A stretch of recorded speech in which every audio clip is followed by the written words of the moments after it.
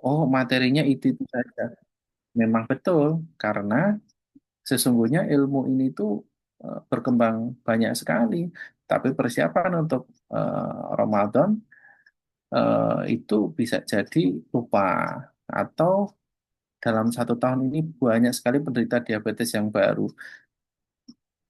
Dalam 1 kali praktek kalau nggak 1 atau 2 pasien pasti itu penderita diabetes baru. Mungkin tahun lalu tidak tahu kalau penyakit gula, tetapi dalam waktu setahun ini dia mengalami sakit gula. Bahkan di PKU sendiri yang karyawan berita gula juga tidak sedikit gitu ya.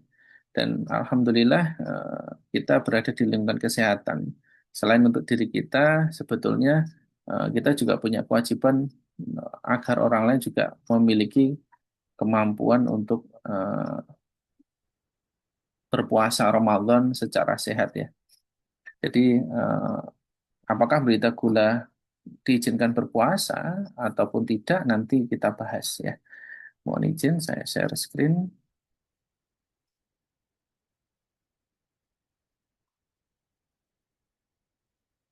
Apakah slide saya kelihatan? Tidak, Mbak. Terlihat, dokter. Lihat ya. Kalau ini terlihat tidak? Terlihat, dok. Lihat ya. Ya. Jadi materi ini penting untuk teman-teman yang apa sedang berjuang ya, berjuang dari diabetesnya sendiri.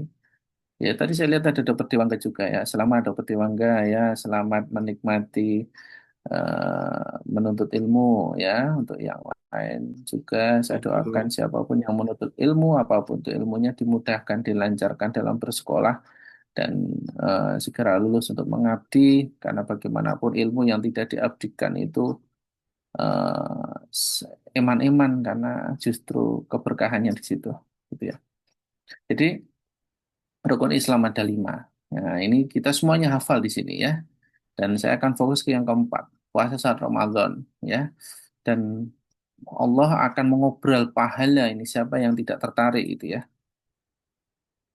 Untuk puasa sendiri ini dari terbit fajar sampai terbenamnya matahari ya. Jadi ini nggak lama gitu. Bahkan dalam salah satu agama di Indonesia itu ada itu agama Katolik kalau tidak salah teman saya itu puasanya itu dari jam 9 dari jam 9 malam sampai jam 4 sore.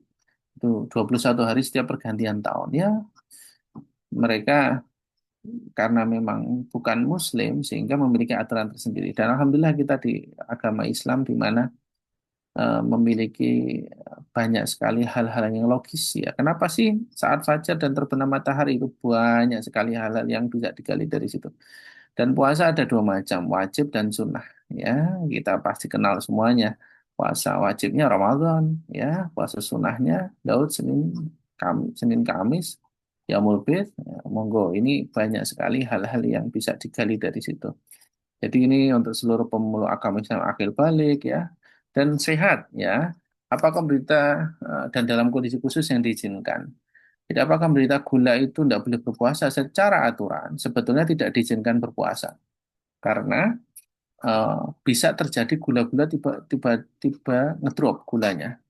Bisa jadi gulanya tiba-tiba tinggi. Nah ini penting karena kalau tidak tahu ilmunya hanya sekedar yang penting ikut puasa padahal gulanya tinggi HbA1c-nya lebih dari 8 itu berpeluang untuk eh, mengalami disregulasi atau regulasi gulanya mengalami gangguan dan kita alhamdulillah yang ada di forum ini dikategorikan orang yang beriman alhamdulillah jadi kita diwajibkan berpuasa baik itu eh, laki-laki maupun perempuan ya.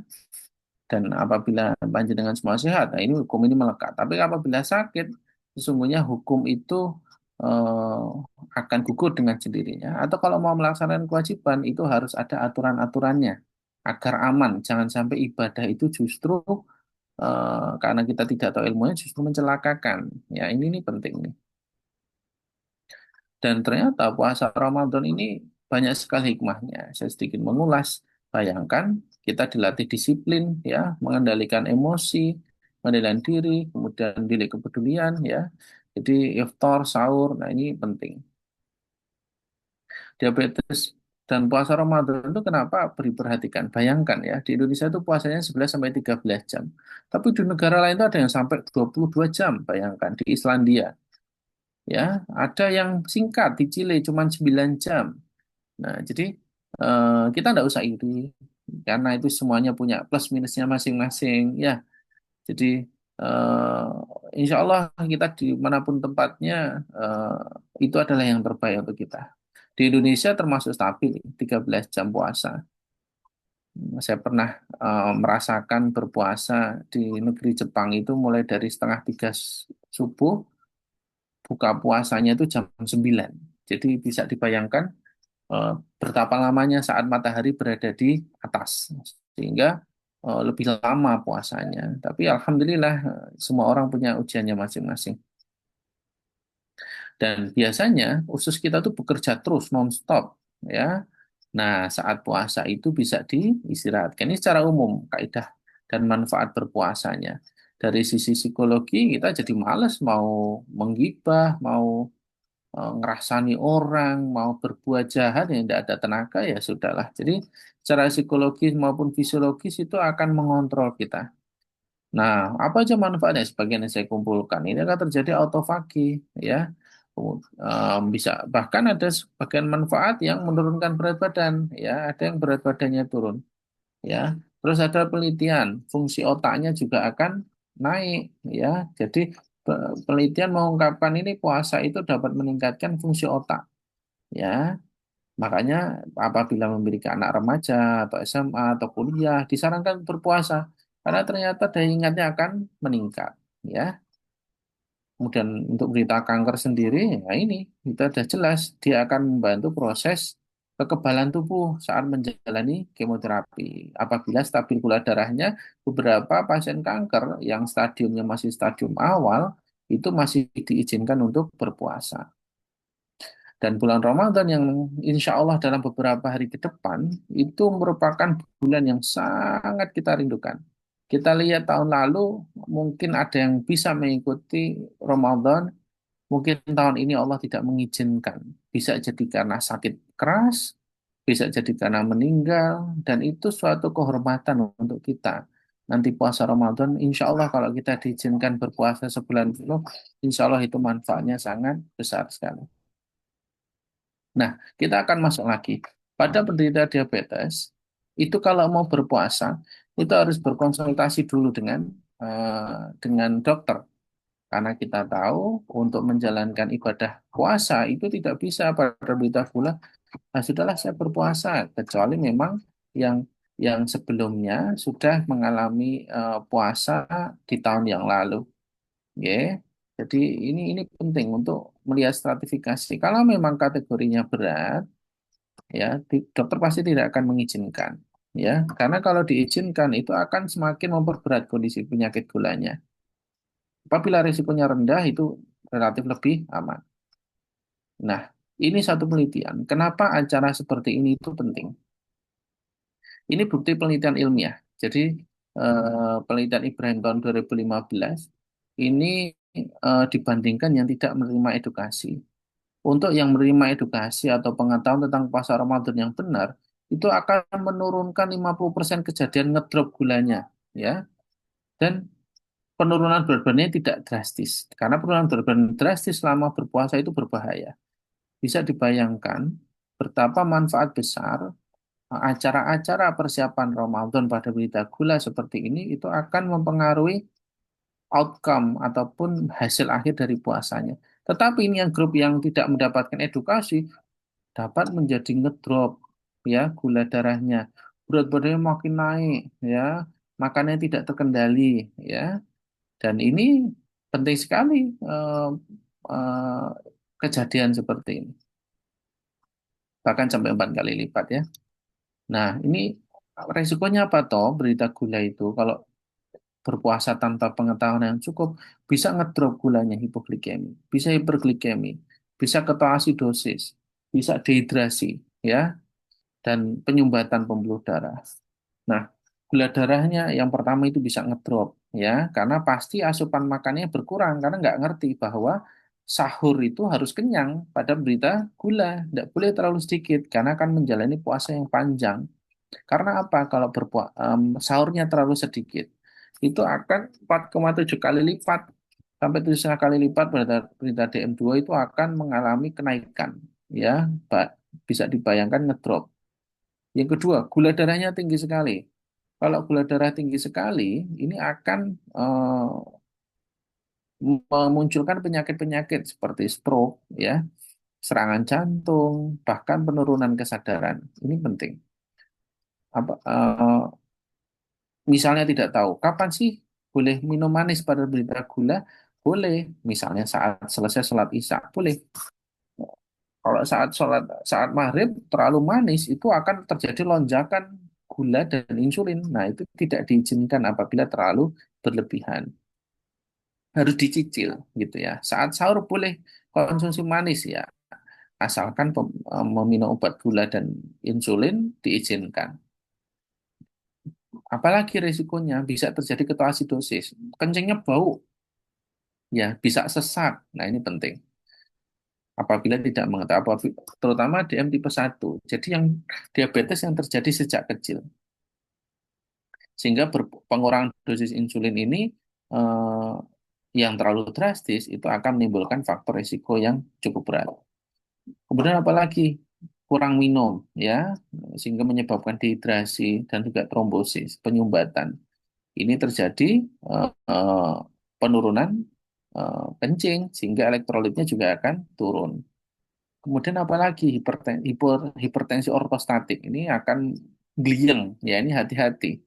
Makanya minum yang cukup, terutama saat sahur dan berbuka itu sangat penting. Kalau saat berbuka mohon untuk dibagi antara berbuka dan setelah tarawih. Karena kalau tidak nanti terlalu berlebihan dan akhirnya terjadi overhidrasi. Nah, ini akan kental kalau kurang kurang cairannya.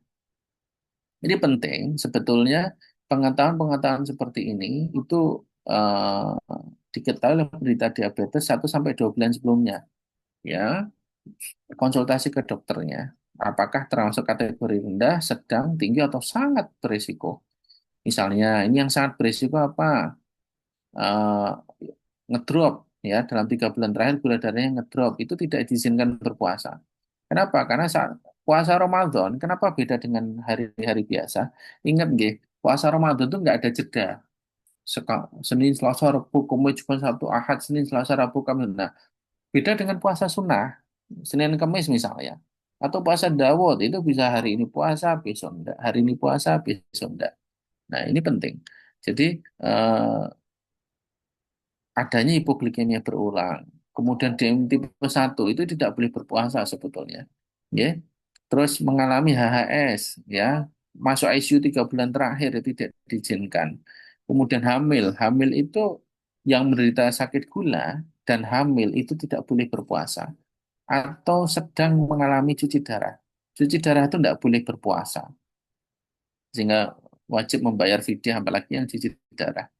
Ya, kemudian kerja fisiknya sangat berat. Nah, dia bekerja untuk keluarga. Apabila tidak bekerja, maka penghasilan untuk keluarga dan yang lain cara nafkah itu tidak bisa. Ini tidak diizinkan untuk ya, dan risiko tinggi berita gula dan bekerja berat itu tidak boleh. Apalagi ini yang berisiko tinggi, yang gula darahnya terutama puasa ya, itu sampai 300 atau HbA1 itu sampai 9. Ini risikonya cukup tinggi, ya. Atau kreatininnya tinggi lebih dari 2 dan tidak terkontrol, atau proteinurinya lebih dari 2 itu tidak boleh. Kemudian ada ulkus diabetes yang apa belum sembuh itu tidak diizinkan untuk berpuasa atau kakinya menghitam karena penyumbatan tidak boleh. Terus tinggal sendiri itu tidak boleh berpuasa. Jadi penderita sakit gula yang di rumah hanya sendirian, ingat ya, saya ulangi lagi, ini penting.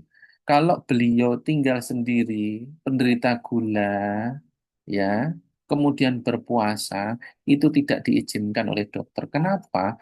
resiko hipoglikemi ngedropnya besar sekali. Dan kalau sendiri tidak ada yang ngonangi. Jadi faktor sosialnya penting sekali. Sehingga saya sarankan apabila ada keluarga atau saudara atau tetangga yang nekat berpuasa, mohon untuk diawasi dan diedukasi.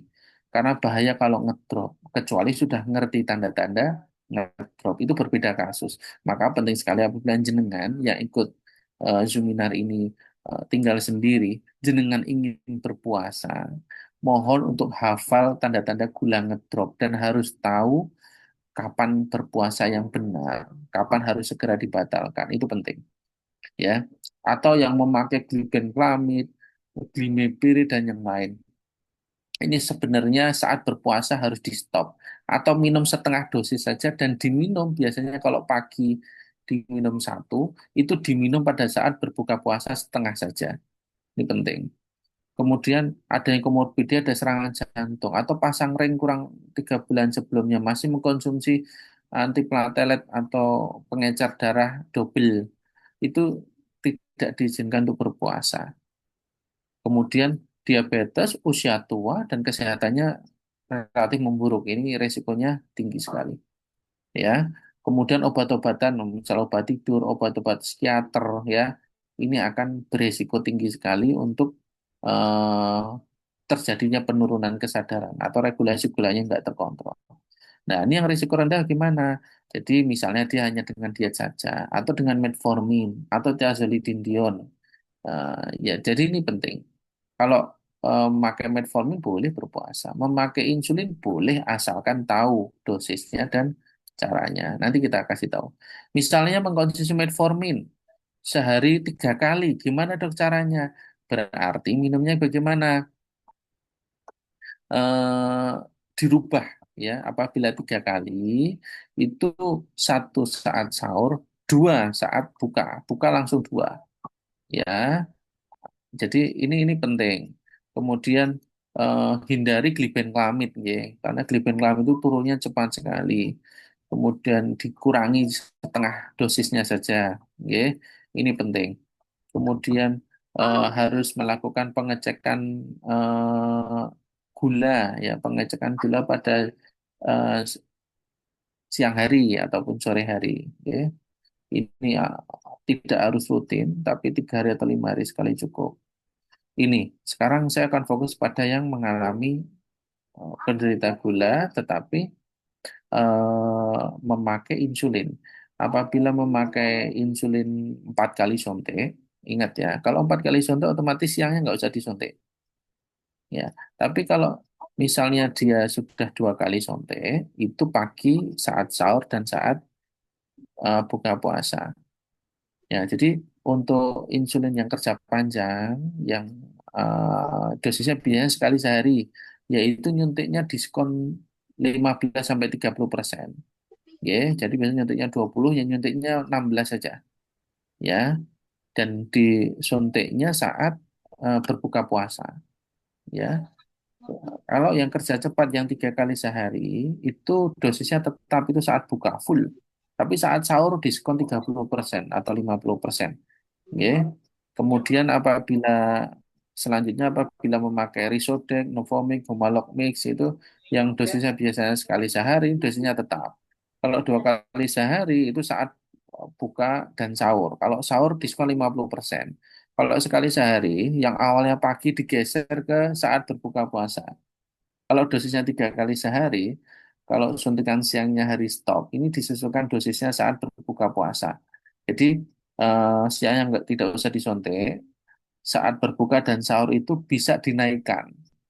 Ya, saat sahur mungkin dinaikkan 10% atau tetap, tetapi saat buka dinaikkan 20%. Itu diizinkan. Karena siangnya tidak nyuntik.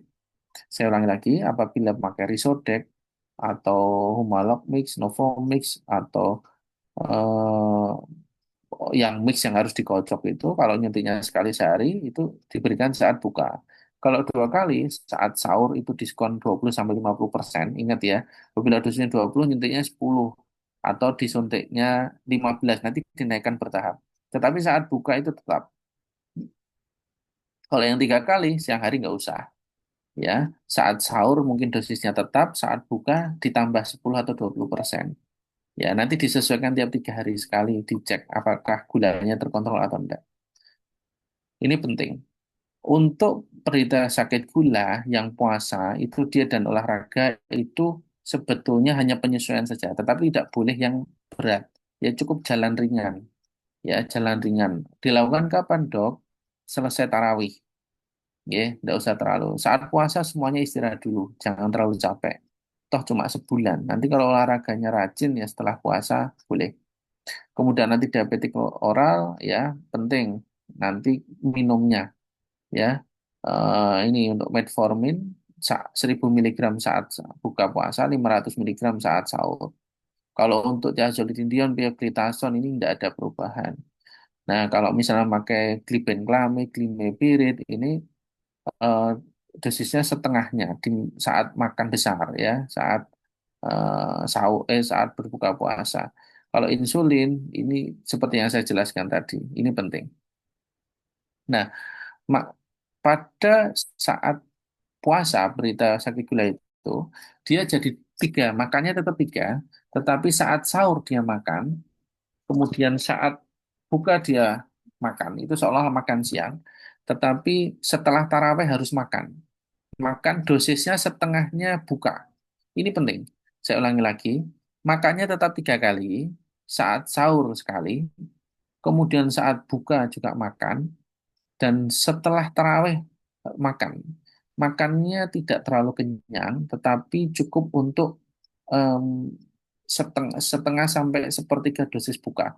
Agar insulin yang diproduksi tubuh kita itu tidak jeglek turunnya, diproduksi. Sehingga ini penting. Ya, ini bisa diperhatikan gambar ini. Jadi, ini berbeda dengan orang bule. Orang bule itu paling banyak itu makan malam dibandingkan makan siang dan makan pagi. Tetapi saat berpuasa ini sama, ya. Jadi tetap makan paling banyak itu saat buka puasa dan dimakan makan besarnya itu selesai sholat maghrib. Ya, ini penting. Selesai sholat maghrib. Jadi saat adzan dung-dung itu dibatalkan dulu. Setelah itu baru apa makan, maaf, sholat. Setelah sholat baru makan, makan besar. Makan besar, kenyang, sambil ngaji. Setelah itu nunggu sholat isya, tarawih. Nah, setelahnya makan lagi. Tapi makannya tidak boleh terlalu banyak. Nah, ini komposisinya.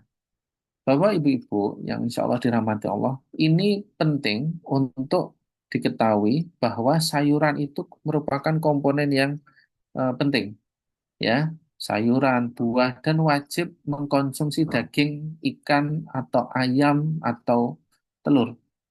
Nggih. Untuk penderita sakit gula, wajib mengkonsumsi protein. Ini penting. Apa protein dari tempe? Bukan. Protein yang disarankan adalah protein hewani. Nggih. Eh, Kalau tempe tahu ya terpaksanya itu boleh. Tapi kalau ada rezeki, insya Allah saya doakan di sini rezekinya pada banyak semuanya, insya Allah telur lah minimal. Karena itu akan dibutuhkan untuk recovery sel-sel tubuh yang rusak saat berpuasa. Karena dia harus memperbarui lagi. Ya, ini asupannya. Ya, vitamin dan serat, air minum jangan lupa, protein dan karbohidrat. Lodeh, sayur asem ini boleh. Sop seneret, sop buntut ya, toprak Jakarta, rancang Jawa, pecel.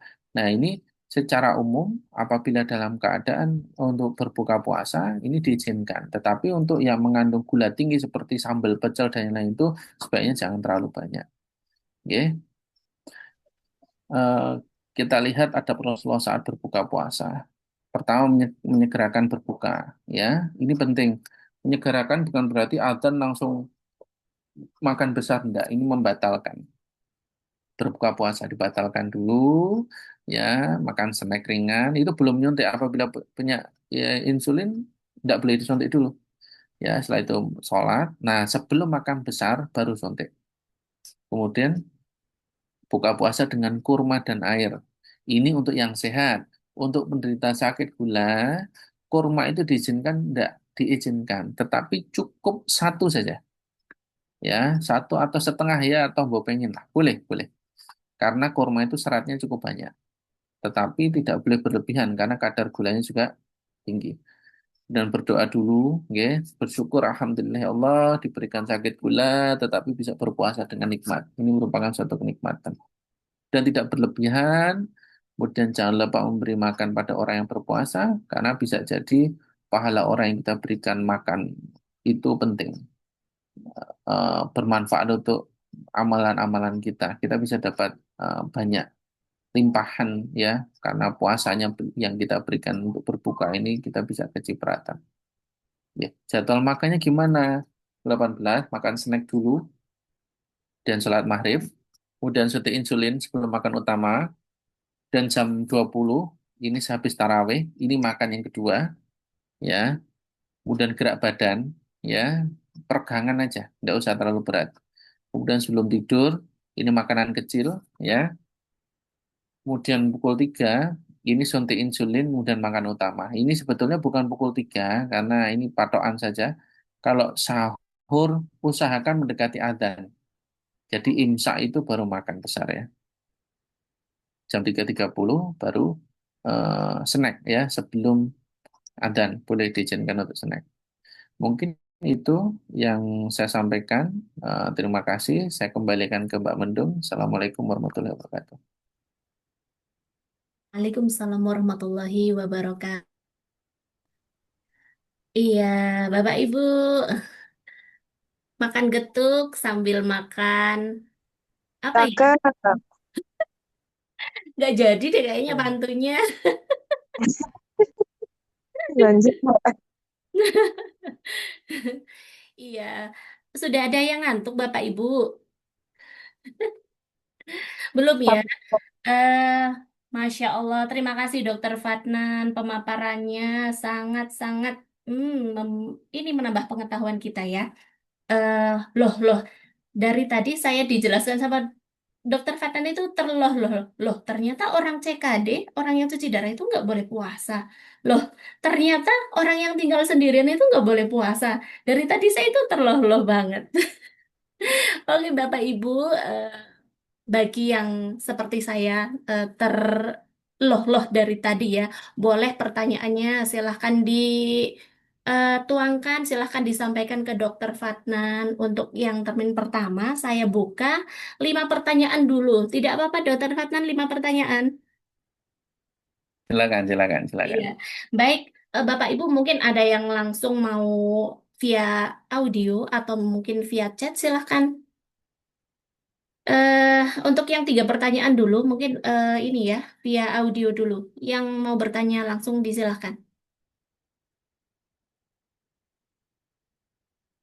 Termin pertama, untuk yang chat 2 orang, silahkan. Atau 2 chat yang pertama nanti yang kita bacakan dulu. Yang mau bertanya langsung, boleh juga.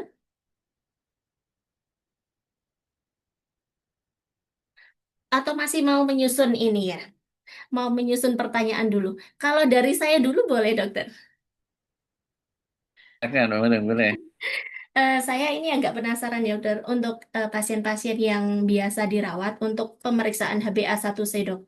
Biasanya untuk pasien-pasien yang dengan diabetes ya tentunya, itu kan dicek HbA1c ya, mungkin tinggi, tapi dievaluasi itu kok pernah ada yang turun, bahkan ada yang mencapai nilai normal.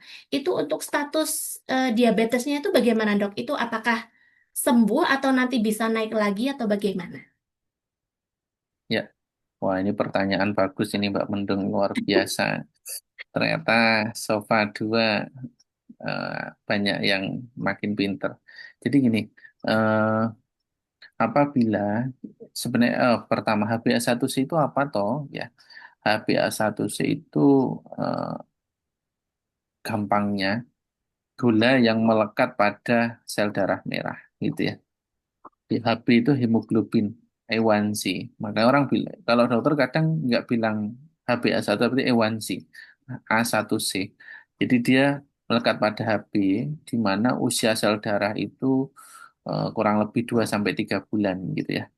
Nah, itu untuk mengetahui status glikemiknya. Jadi status gula pada pasien tersebut, terutama fluktuasi gulanya. Apabila semakin tinggi, maka fluktuasinya akan makin lebar. Misalnya, biasanya orang itu makan roti satu, itu gulanya hanya akan naik mungkin 30 atau 40. Pada berita gula dengan HbA1c tinggi itu bisa sampai 600, 700. Jadi, maka berita gula itu disebut disregulasi. Jadi, regulasi gula di tubuhnya itu jelek. Makanya sangat ngeri sekali loh. Cuman makan secuil kok gula darahnya 400 ya begitu. Itu A1C-nya eh, masih tinggi, belum terkontrol, belum bisa meregulasi gulanya dengan baik.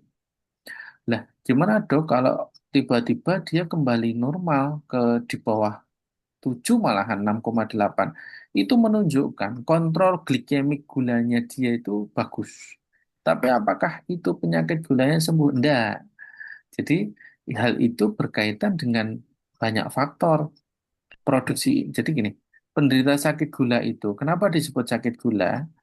Jadi terjadi kekurangan produksi hormon insulin. Jadi hormon insulinnya itu sudah banyak yang harusnya dihasilkan, misalnya angka di 4 cc per hari, dia hanya mampu memproduksi 2,5 cc, masih kurang 1,5 cc. Ya sudah, kita tambah dari luar. Kurang hormon insulin atau tidak sensitif terhadap hormon insulin di sel-sel tubuhnya atau keduanya. Jadi terjadi keduanya. Jadi penderita sakit gula apakah yang awalnya pakai insulin bisa stop? Itu sangat jarang sekali. Sangat jarang sekali. Apakah ada kalau masih awal-awal dia langsung prefer insulin, dia pola hidup bagus, ada yang stop. Ada pasien saya yang stop. HbA1c-nya awalnya 7,8, dia langsung prefer insulin. Saya insulin dok, oke. Bagus, dia pola hidup bagus, loh kok gula darahnya bagus, terus kita coba tapering atau menurunkan dosis insulinnya. Dan sekarang udah nggak perlu pakai insulin. Tapi dia tetap diabetes mellitus tipe 2. Tetapi obatnya cukup dengan diet, olahraga, pengaturan pola makan. Makanya penyakit diabetes itu obatnya ada 4. Yang pertama itu perubahan pola hidup dengan menjadi lebih sehat. Itu obat yang pertama. Obat yang kedua itu dia pengaturan pola makan. Dia hindari makanan yang terlalu manis. Dia ganti dengan stevia, gula yang awalnya dipakai gula aren, gula Jawa, gula batu, gula Sumatera, gula Kalimantan, entah itu. Nah itu udah nggak lagi. Dia pakainya stevia sekarang. Terus makanan karbohidrat dikurangi ganti protein. Yang kedua, dari dietnya, pengaturan pola. Yang ketiga, olahraga. Dia olahraganya jadi rutin. Gara-gara, duh HbA1c-nya tinggi, pakai insulin. Akhirnya dia olahraga rutin. Yang keempat, baru obat-obatan. Baik pakai insulin maupun pakai obat gula. Metformin, glibenclamid. Bayangkan, yang sekarang HbA1c-nya 5,4. Bagus sekali. Saya coba turunkan dosis sampai dosis minimal dan saya stop. Akhirnya pasien itu stop memakai insulin. Tetapi memang dia sudah diabetes. Jadi label diabetes itu menimbulkan kesadaran. Oh, saya menderita gula dan saya harus mengkonsumsi obat seumur hidup. Kalau sudah terkontrol obatnya bisa jadi dikurangi dosisnya, dikurangi sampai dosis sangat minimal. Tapi kalau dosisnya awalnya tinggi, itu agak jarang sekali bisa normal tanpa perlu obat. Sehingga yang saat ini menderita sakit gula dan harus mengkonsumsi obat, insya Allah kalau itu disyukuri, mudah-mudahan hanya berhenti itu saja penyakitnya, tidak nambah kemana-mana. Karena penyakit gula itu bahayanya itu kalau tidak waspada, kita menyepelekan, itu wah bisa jadi pasiennya Mas Anggun itu, bisa cuci darah nanti, atau jadi pasiennya Dokter Udin, nah, stroke, ya atau pasiennya Dokter Dea, ya jantung, kesemutan, gedibul, atau pasiennya Dokter Bobi atau Dokter Arin mata, jadi matanya gelap itu penting untuk diketahui bahwa eh, penyakit gula itu perlu diwaspadai karena bisa manaknya itu bisa berdiri sendiri. Oh, gulanya udah terkontrol tapi stroke-nya ya memang dia berdiri sendiri. Jadi kenapa sakit gula itu sangat berbahaya dan wajib diwaspadai. Jadi HbA1c yang sudah normal tidak menunjukkan itu wah sudah sembuh, bukan, itu terkontrol gulanya karena gula itu dibutuhkan oleh tubuh kita tetapi memang harus masuk ke sel-sel tubuh kita. Mungkin itu Mbak Mendung.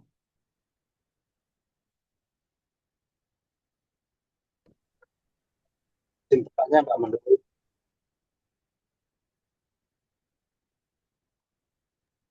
Mohon maaf barusan lupa meng-on-kan. Ya. Terima kasih banyak dokter penjelasannya. Ini kita tinggal sebentar. Tadi ternyata pertanyaannya sudah banyak yang masuk, dokter. Pertanyaan yang pertama sebentar, Dok. Saya bacakan dulu dari ada AMH. AMH ini Bapak atau Ibu ya? Izin bertanya, bagaimana pengaturan obat diabetes atau insulin saat puasa bagi pasien pasca amputasi? Silakan, dokter. Ya, bagaimana mengatur obat diabetes, insulin, apa bebas amputasi.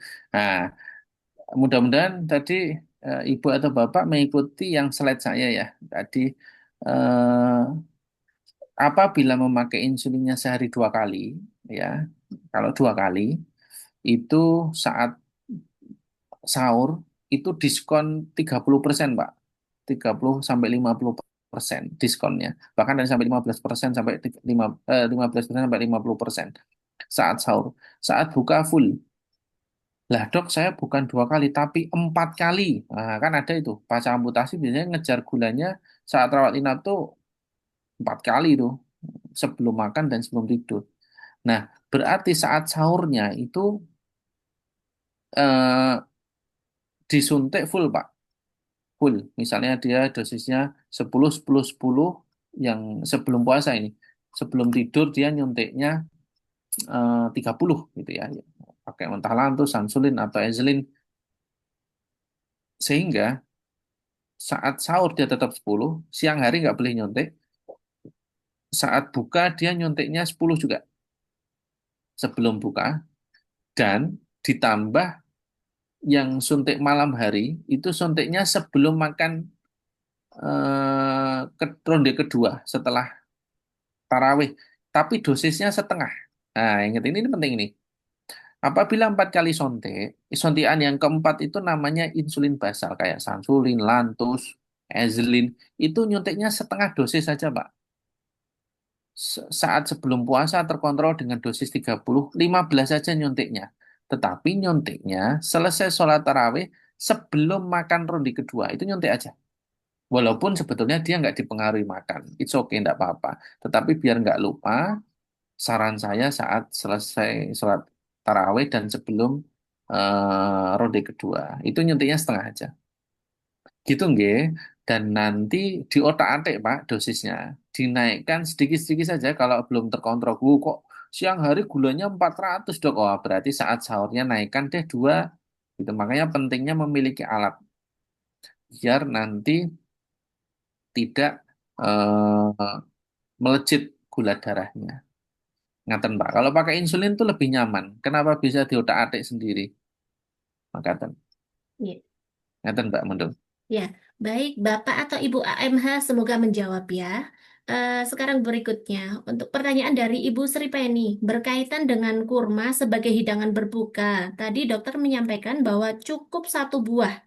Namun bagaimana jika mengkonsumsi kurma yang direndam air putih selama 6 jam sebelum berbuka? Atau nabis ya. Biasanya untuk membuat air nabis ini membutuhkan minimal 3 buah kurma, dok.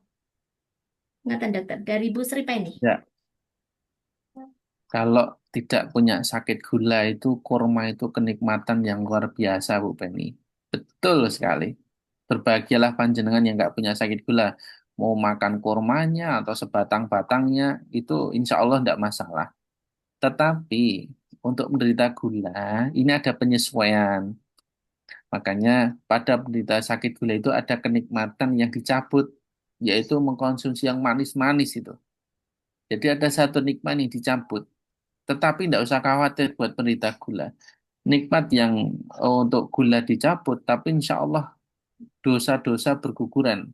Kenapa? Puasanya seseorang yang sakit gula terkontrol bagus, sudah sakit gulanya dilakuin dengan sabar dan ikhtiar, ditambah dia berpuasa. Sesungguhnya orang sakit gula yang terkontrol dan berpuasa itu pahalanya itu melebihi orang yang sehat. Makanya jika nikmat makan kurma itu memang hanya cukup satu ataupun setengah malahan. Bahkan kalau sejawat dokter yang memang eh, ada sahabatnya itu tidak boleh sama sekali. Mau eh, makan seperempat saja tidak boleh karena lonjakan gula darahnya itu tinggi sekali. Jadi eh, bersabar saja. Oke, insya Allah eh, eh, terpaksanya makan satu ya satu. Untuk nabis ya sudah buatkan orang yang berpuasa saja Bu. Insya Allah dapat pahalanya yang berpuasa tuh. Buatkan nabis pada orang yang berpuasa Bu. Dihidangkan di depan rumah orang yang lewat, udah dapat pahala puasanya. Makaten nggih. Jadi sunnahnya dok sunnah ataupun tuntunan kurma ya sudahlah kalau kita tidak bisa kita biarkan orang lain yang merasakan dari hidangan kita ya kita dapat pahalanya. Kita ambil dari sisi yang seperti itu mungkin jauh lebih menenangkan mungkin ya. Makaten Mbak Mendung. Nggih, mekaten Bu Sri Penny. Mudah-mudahan membantu menjawab nggih. Untuk selanjutnya pertanyaan ketiga dokter dari Bu Lina Wahyu. Ini di luar diabetes sepertinya. Assalamualaikum warahmatullahi wabarakatuh. Maaf dok, di luar tema penyakit diabetes. Mohon penjelasannya. Akhir-akhir ini kaki saya sering linu. Kenapa ya dok? Terlebih kalau pada malam hari terasa. Apakah karena pola makan atau kekurangan olahraga? Terima kasih sebelumnya. Dari Bu Lina Wahyu dok. Ya, Bu Lina, saya tanya Bu Lina berat badannya berapa, tinggi badannya berapa, ya. Linu-linu itu paling sering dialami oleh seseorang dengan berat badan berlebih. Pertama, yang kedua, aktivitas pada pagi sampai sore hari cukup berat. Ya, mungkin angkat-angkat atau jongkok berdiri, atau terlalu lama duduk. Oh, jangan dikira kalau banyak duduk itu kakinya nggak sakit. Enggak, justru sakit. Kenapa? Karena pembuluh darah venanya tersumbat dari mekanik sehingga cenderung laktat ataupun yang bikin pegal-pegal linu-linu itu jadi numpuk dan pada akhirnya bikin capek ya. Yang ketiga ya selain tadi berat badan, aktivitas, faktor usia. Bu Lina Wahyu usianya berapa? Kalau usia di bawah 30 tahun jarang ya, kecuali memang berat sekali. Tapi kalau di atas 30 tahun ya jarang olahraga, kemudian eh, sendinya jarang digerakkan dengan lari atau renang, pasti akan rentan mengalami linu-linu. Kemudian yang terakhir baru kita mikir penyakit, Bu. Penyakit apa tuh dok yang menimbulkan linu-linu itu? Misalnya rematik artritis, paling banyak pada perempuan. Apalagi pengapuran, paling banyak pada lansia. Apalagi mungkin dulu ada riwayat trauma, ya. Kemudian apalagi postur tubuhnya, jadi pola jalan atau gait-nya, pola jalannya itu beda dengan yang lain. Kakinya sedikit bengkong. Itu juga menimbulkan linu-linu. Makanya perlu dilakukan assessment atau penilaian dulu. Dan apakah penyebabnya cuma satu? Enggak. Sudah kita mungkin berat badannya berlebih, yo aktivitasnya yo berat, yo kadang duduk lama, yo kadang jarang olahraga, ya itu semuanya jadi satu, akhirnya jadi linu.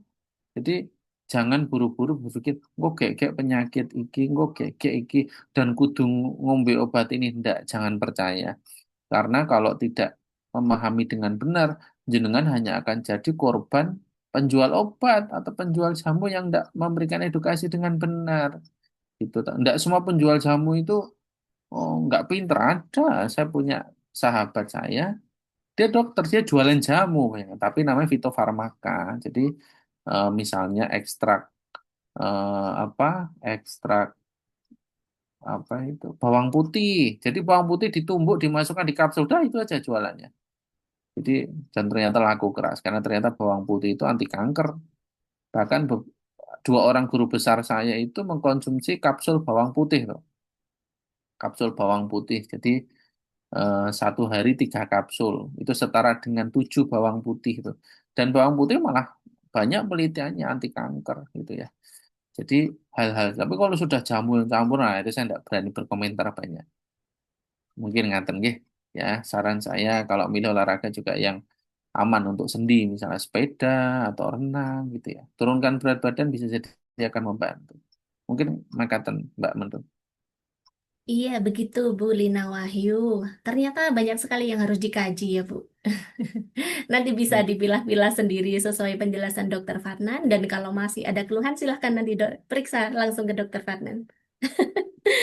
Berikutnya pertanyaan keempat dokter. Pertanyaan dari Bu Sundari. Izin tanya dok, saat berpuasa bagaimana membedakan lemas biasa dengan gula darah yang menurun? Maaf tadi terlempar katanya. Silakan dokter. Ini makin lama pertanyaannya makin lumayan ini ya. Oke, lemas biasa dengan gula darah menurun ya. Lemas misalnya dapat kabar yang tidak baik itu juga lemas. Kemudian tiba-tiba gajiannya plus pajaknya banyak, ya itu ya lemes itu. Kemudian apa berita yang nggak bagus lemas. Jadi membedakan lemas biasa dengan gula darah menurun itu gimana? Lihat keringatnya. Kalau keluar ini kalau masih diabetes awal ya, maksudnya bukan yang sangat tidak terkontrol. Kalau sangat tidak terkontrol, keringetan itu muncul saat gula darahnya udah di bawah 20 atau 30, itu udah telat. Tapi kalau yang awal-awal penyakit gula, gula darah di bawah 90 itu sudah keringat dingin. Jadi gimana membedakan lemas dengan gula darah menurun? Kalau gula darah menurun, itu biasanya disertai keringat dingin, lemes, ya jenengan raba kalau mau keringat dingin sak grontol-grontol itu ini kok. Nah, itu lemesnya lemes gula darah. Saat itu apabila jangan berderita sakit gula, batalkan segera. Ini penting, saya ulangi lagi. Apabila ada berita sakit gula, lemas, jenengan raba, kok keringetnya rada, itu kok anyep ini, tangannya kok anyep, batuknya anyep, gula, sudah itu ngedrop. Langsung minumkan teh manis ataupun suruh ngemut permen.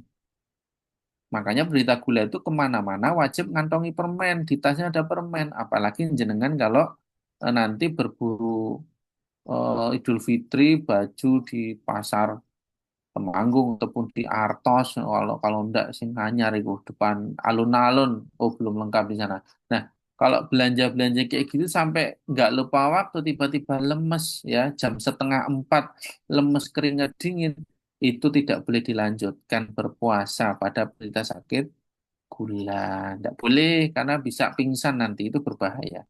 Jadi, tapi kalau lemas-lemas biasa ya jenengan lesu, lemas mungkin karena apa ya kerjaannya banyak ya atau masaknya kebanyakan lemes ya sudah itu ya lemes-lemes itu. Jadi bedanya itu ya keringatnya keringat dinginnya dan tangannya dingin telapak tangan dingin. Udah itu ngedrop tuh gulanya. Mungkin makatan ya. Mudah-mudahan sedikit menjawab. Begitu Ibu Sundari. Eh, kita mungkin bisa pegang tangan dan kaki kita masing-masing ya Bu ya, Bapak. Mungkin ini ada yang lagi duduk, tapi ternyata lupa nggak pakai celana panjang. Mungkin ini juga dingin ini rasanya. Ya, berikutnya yang termin pertama, pertanyaan kelima, dokter, dari Bu Hani Wahyuni. Izin tanya, dokter, jika orang tua mengidap diabetes dan darah tinggi, bagaimana mengatur minum obatnya pada saat puasa? Itu, dokter, dari Bu Hani Wahyuni. Oke, Bu Hani, terima kasih.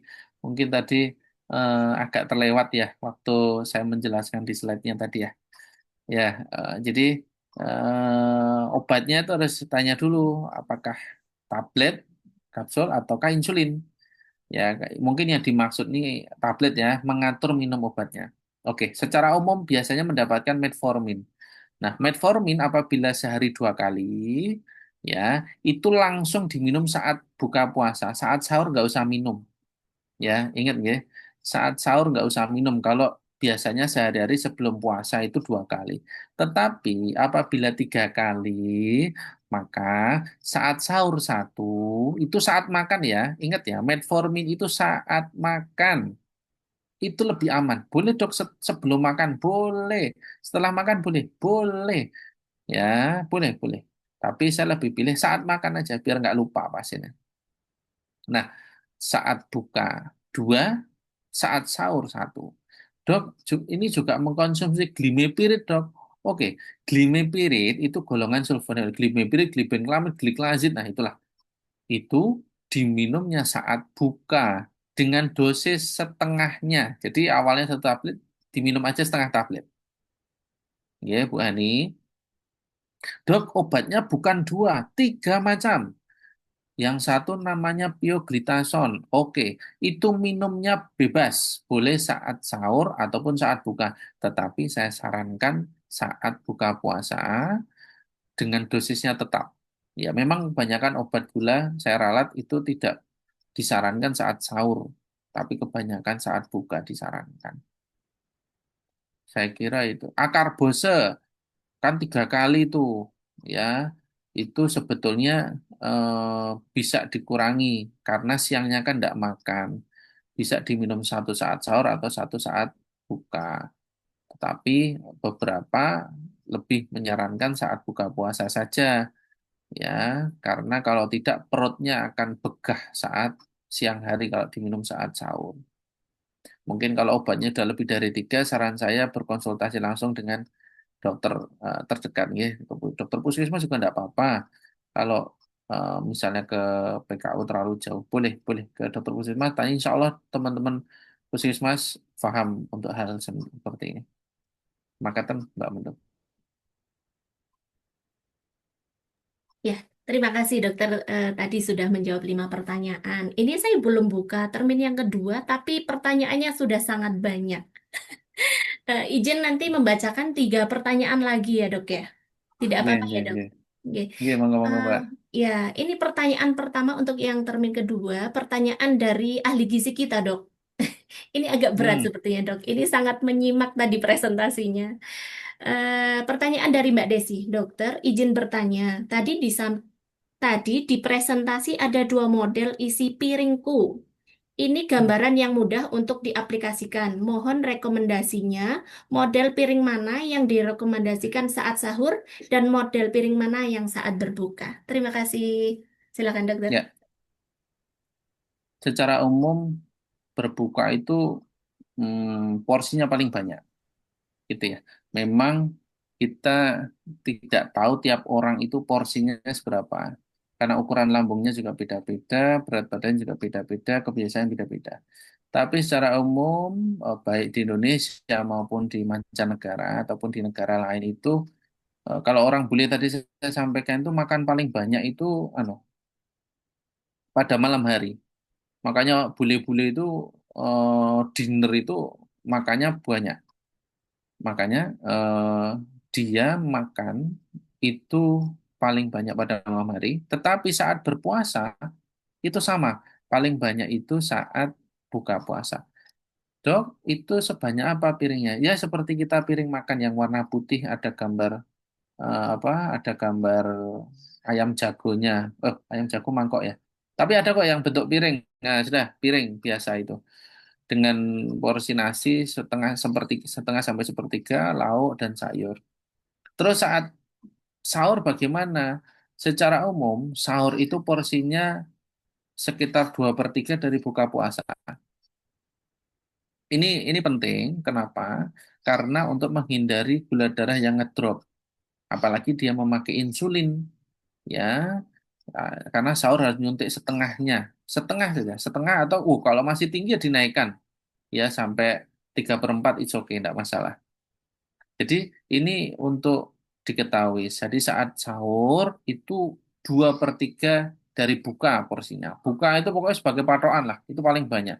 Terus setelah setelah sholat isya tarawih itu setengahnya sahur. Maaf, setengahnya buka. Kalau memang biasanya saya nggak makan malam ya sudah snack berat.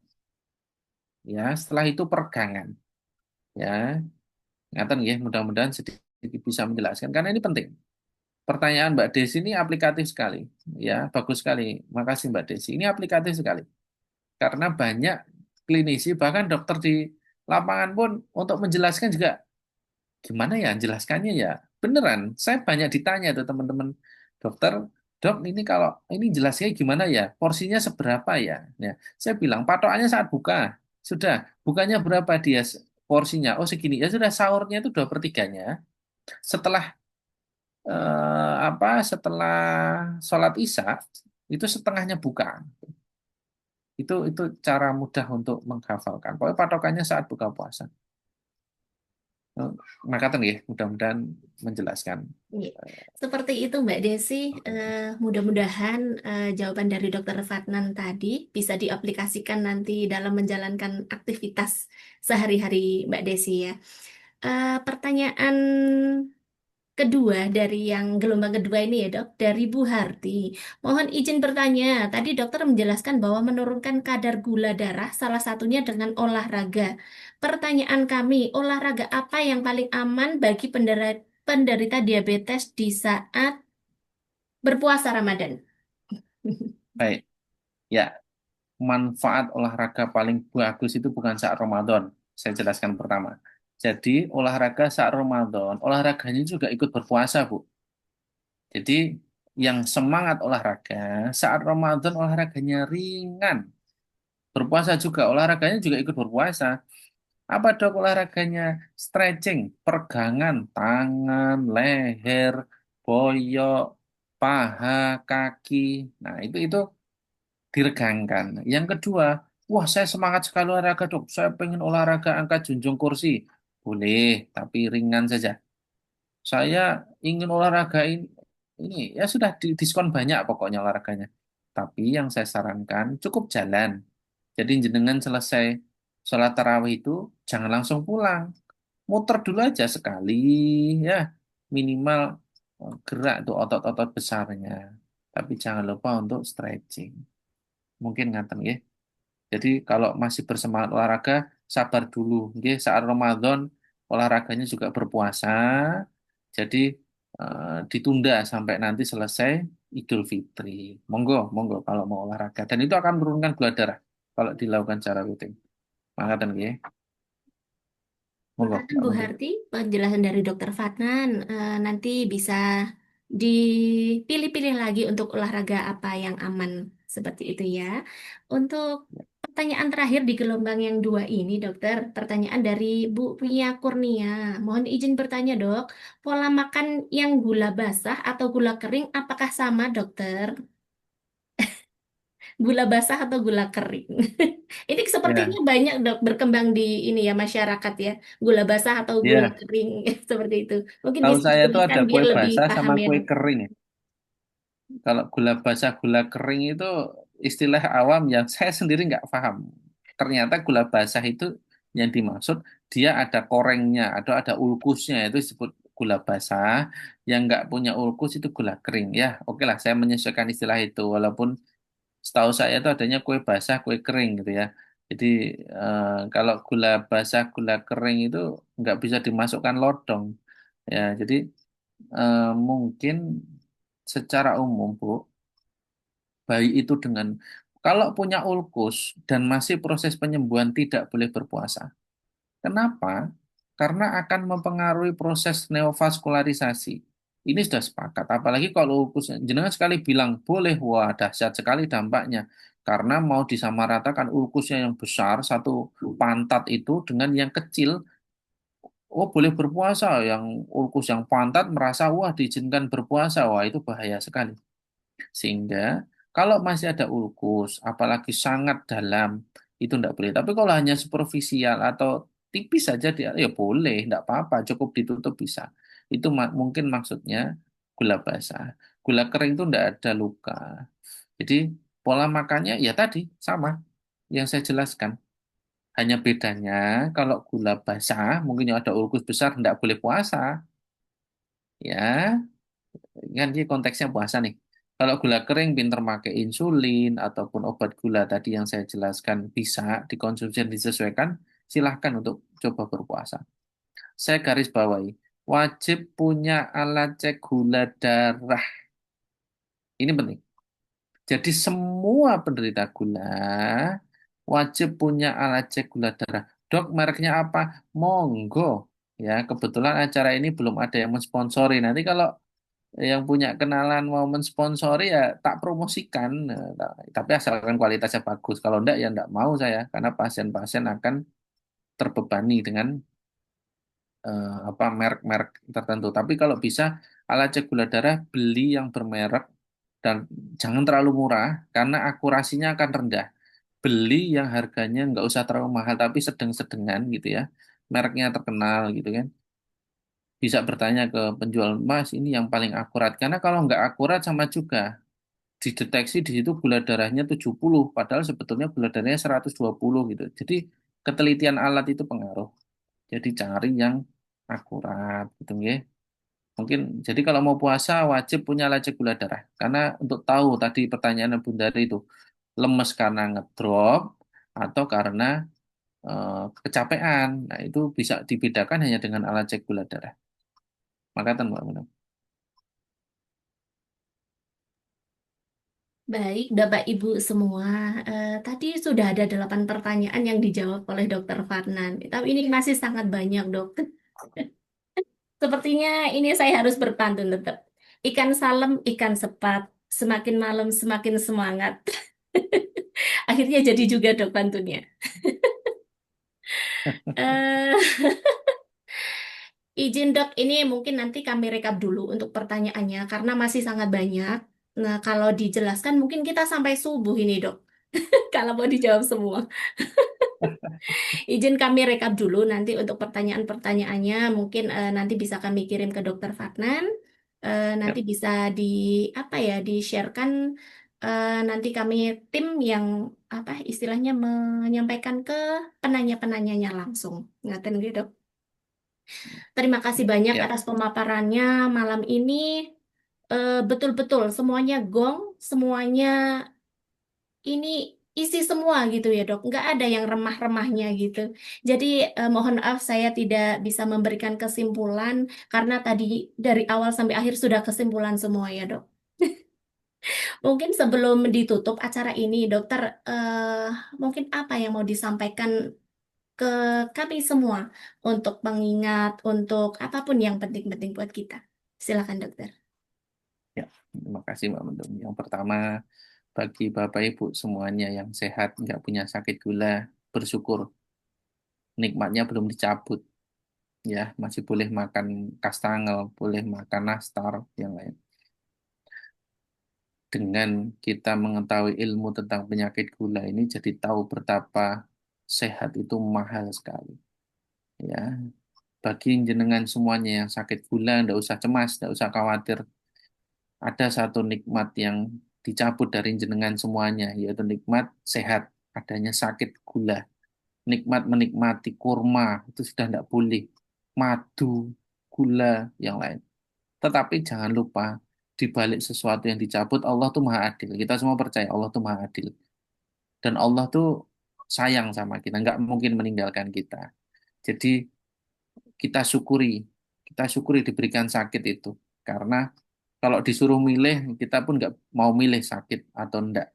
Tetapi kalau disuruh milih penyakit juga bingung pilih penyakit yang mana gitu. Makanya Allah memberikan penyakit gula itu sesuatu yang sudah difikirkan bahkan dituliskan sebelum kita lahir gitu ya. Tugas kita adalah menjalani ya, bukan menyesali ataupun meratapi. Karena eh, yang memiliki tubuh kita itu Allah, yang punya penyakit itu juga Allah. Jadi tugas kita hanya menjalani. Semangat berpuasa itu dialami oleh banyak orang. Makanya bagi orang yang sehat, jenengan Ramadan itu suatu hal yang luar biasa. Tetapi jangan lupa, yang sakit gula pun juga pengen puasa Ramadan. Apabila kita bantu dengan acara seperti ini, kita edukasi dengan benar, yang tahun-tahun lalu nggak bisa berpuasa karena takut ngedrop setelah tahu dan sekarang bisa berpuasa, saya yakin jenengan di sini akan mendapatkan amal jariah itu. Kenapa? Karena sangat nikmat sekali bisa puasa Ramadan. Jadi yang punya sakit gula, yang memakai insulin, yang ini misalnya belum diizinkan berpuasa, enggak apa-apa. Ya, yang saat ini yang terakhir yang kalau belum berpuasa, enggak apa-apa. Jenengan bisa memberikan takjil, bisa memberikan buka untuk yang berpuasa. Jadi eh, kalau memberikan itu golek-golek Bu. Lihat orangnya, wah kita posone tenanan. Wah dia puasa sambil kerja ini. Jenengan sudah dapat pahala puasanya, pahala amal baiknya. Jadi kalaupun memberikan itu Masya Allah, jenengan sudah dapat.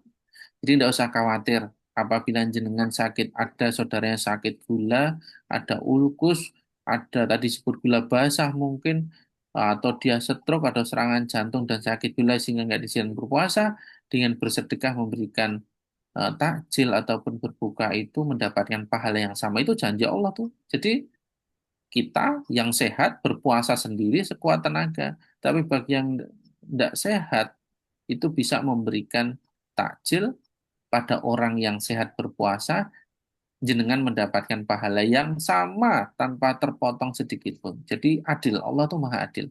Tidak usah khawatir. Kalau memang tidak bisa berpuasa, tidak apa-apa. Tetap terus berharap bisa berpuasa. Mungkin ini hikmah dari diselenggarakan seminar ini yang menyadarkan kita, intinya apa? Kita semakin bersyukur bahwa ternyata Ramadan itu nikmat untuk semua orang. Ya, yang puasa maupun yang tidak bisa berpuasa. Mungkin makaten Mbak Mendung. Masya Allah, terima kasih banyak Dokter Fadnan. Ini pesangon yang luar biasa untuk menjelang Ramadan. Bapak Ibu sekalian, untuk istilah pesangon ini yang tadi dari Dokter Fadnan, yang sudah kita dapatkan ilmu dari beliau ini, eh, bisa silahkan saling di-share, digetok tularkan bagi penyintas ataupun misalkan punya keluarga yang menderita diabetes. Kita bisa saling mengingatkan, kita bisa saling memberikan informasi. Insya Allah jadi amal jariah buat kita semua. Insya Allah, amin. Nggih. Eh, Sudah 1 jam lebih kita bergabung, Dokter Fatnan dan Bapak Ibu semua. Saya selaku MC dan moderator di sini, apabila ada salah dan hilaf, itu murni dari saya. Mohon maaf yang seikhlas-ikhlasnya. Sebelum kita mengakhiri, kita tutup dengan bacaan kafaratul majelis bersama. Subhanakallahumma. Allahumma rabbana bihamdika asyhadu an la ilaha illa Makatan Bapak Ibu semua, terima kasih banyak Dokter Fatnan. Sugeng istirahat. Bapak Ibu sekalian juga terima kasih banyak sudah bergabung. Sehat selalu, murah rezeki buat kita semua. Selamat beristirahat. Insya Allah kita bisa bertemu lagi besok. Mungkin tahun depan juga bisa bertemu lagi dalam Zoominar yang sama ataupun yang tema-tema yang lainnya. Eh, Marhaban ya Ramadan. Selamat menyambut Ramadan besok. Mudah-mudahan kita bisa bertemu ke Ramadan-Ramadan berikutnya dengan segala ilmu, segala kesempatan dan semua kebaikan yang Allah berikan kepada kita. Wassalamualaikum warahmatullahi wabarakatuh. Waalaikumsalam warahmatullahi wabarakatuh. Terima kasih Mbak Mendung, Dr. Meka dan tim semuanya. Assalamualaikum warahmatullahi wabarakatuh.